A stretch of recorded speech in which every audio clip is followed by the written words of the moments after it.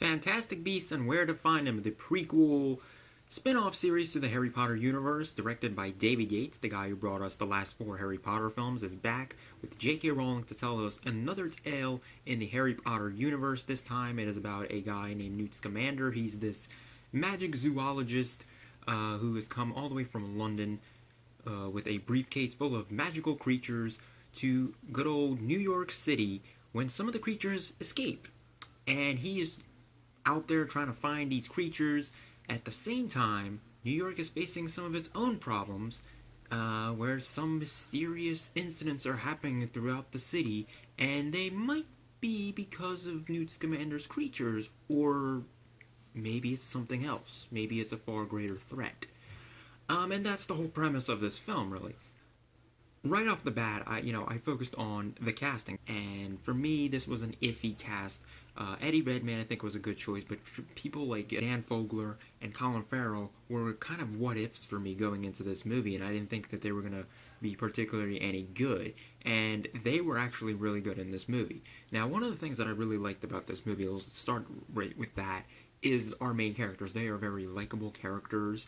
There's elements of humor in this movie which I was not even expecting at all. It's a very fun family adventure film, or for at least the first half of the film. And that's one of the things that's working really well for this movie. And the cinematography is really nice too. I like the way that this movie is set. It's set in the 1920s during the Jazz Age, and I think that was captured really nicely with both the music choices in this film and just the cinematography itself.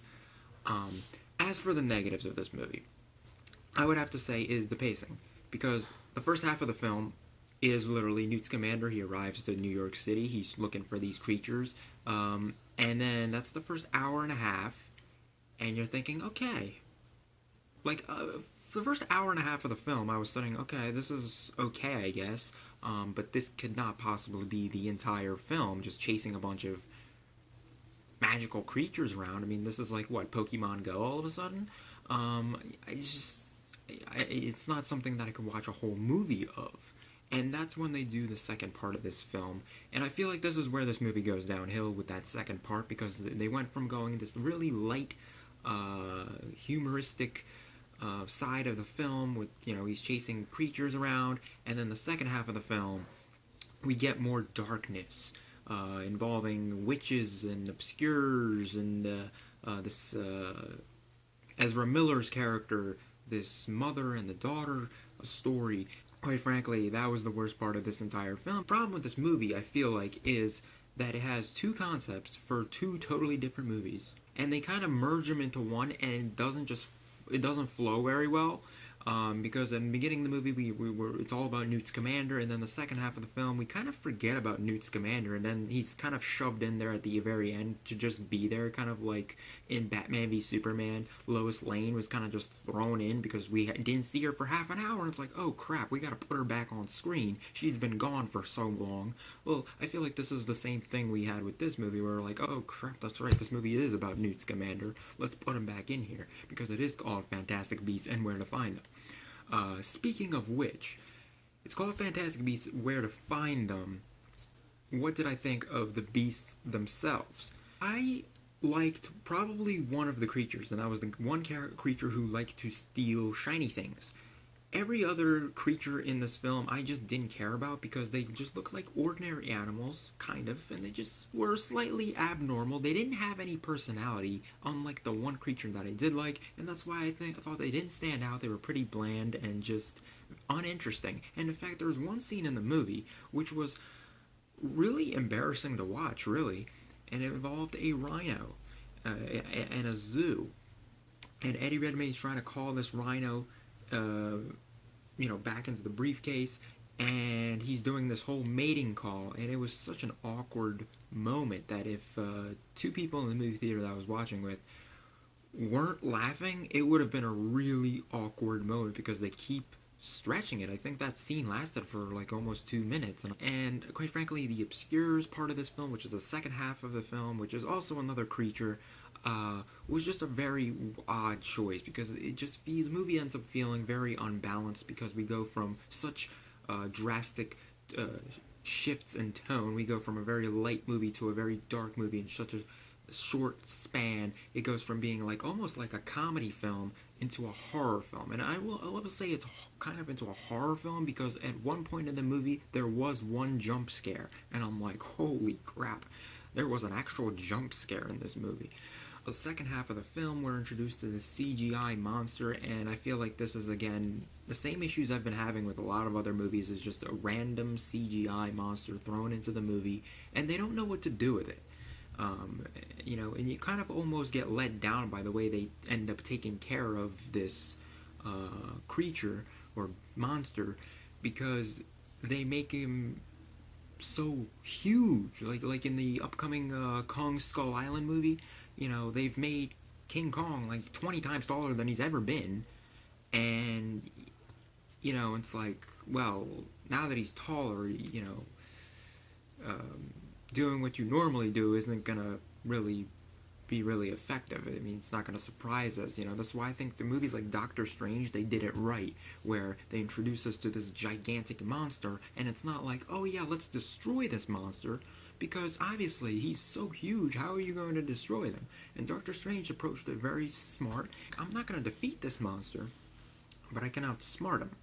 And that was the right choice to do it. Here, I feel like they just introduced the monster, and then by the end of the film, like, what was the point of introducing this character at all, unless he's going to come back in the second film or something?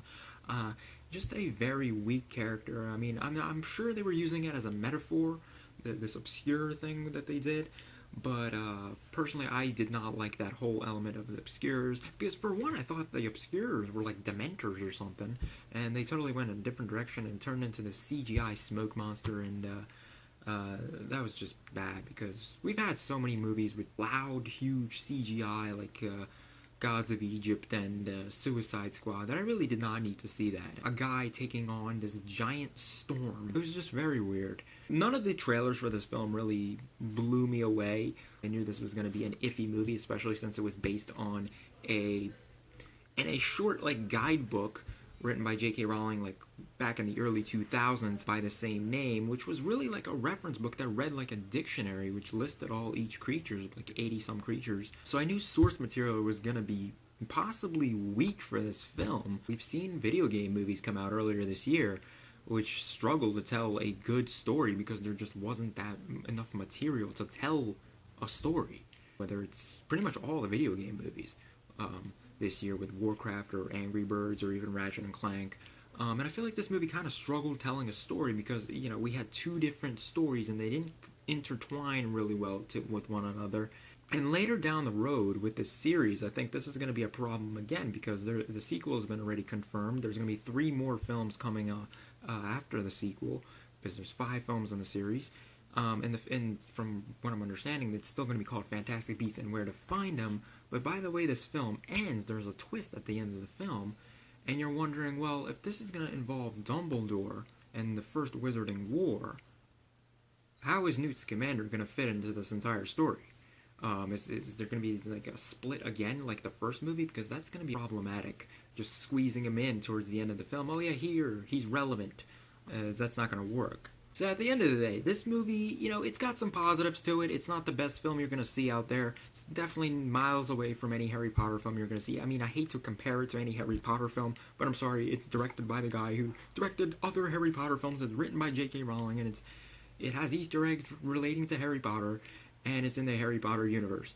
Kind of hard not to compare it to Harry Potter films, but it's nowhere near in that segment. It's a nice, enjoyable family film, or at least the first half of it is. But this movie kind of is a bit of a miss for me because, as much as I didn't have a whole lot of expectation for this movie, I was wishing that there was going to be stronger story. And in fact, the second film that they're setting up is probably going to be a lot better than this movie. And I'm already excited to see the second film, which the second film should have really been the first film of this series. I want to see another Wizarding War, and the first one. And it seems like J.K. Rowling wants to tell us the story of Dumbledore and this other character that they introduce in the movie. I won't spoil that. And that's what I want to see. I don't want to see this new Scamander running around different cities. His next movie apparently is going to be running around France. I don't want to see him running around, capturing creatures and playing Pokemon in the Harry Potter world. I want a more interesting story, because this is a little not very interesting. It's not gonna draw people to go see this movie, especially for 5 films. But this movie's got some positives. It's got some decent acting, though Jon Voight cashed a paycheck for this movie, and the head of the Congress needs to work on her acting as well. But otherwise, it's got some solid acting. It's got likable characters. The music is really nice. The cinematography and the setting of the 1920s is really nice, and it's all captured beautifully.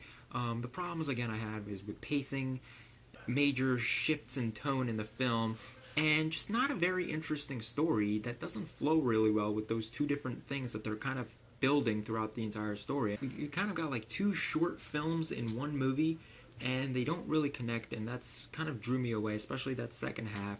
Just really was not interested in obscures. If they made them Dementors, maybe they would have been more interesting. I feel like that would have been way more interesting than these obscures and the CGI monster that they ended up doing. That was just took me out of the film completely. But otherwise, not a terrible film. There's a lot of other movies in November that are better. But with that being said, I'm going to be giving Fantastic Beasts and Where to Find Them a C. So it's going to be interesting to see where this series goes. Based on the ending of this film, I do like where this is going. They just need to do something with the main character, Newt Scamander, because I feel like he's just going to be left there and just, I don't know what, are we doing a Newt Scamander story, or are we building this Dumbledore, the first Wizarding War story? But otherwise, it's great to have another Harry Potter film. There's some Easter eggs that Harry Potter fans will notice. In fact, if anyone has read the books, they will actually see the twist that they do towards the end of the film way before you actually get the twist. Otherwise, that is my review of Fantastic Beasts and Where to Find Them. If you saw the film, comment your thoughts down below what you thought of the film. And if you like this video, give it a big thumbs up down on the bottom there, and subscribe to the channel if you haven't already. And I'll see you guys next time for more unboxings, reviews, and movie news.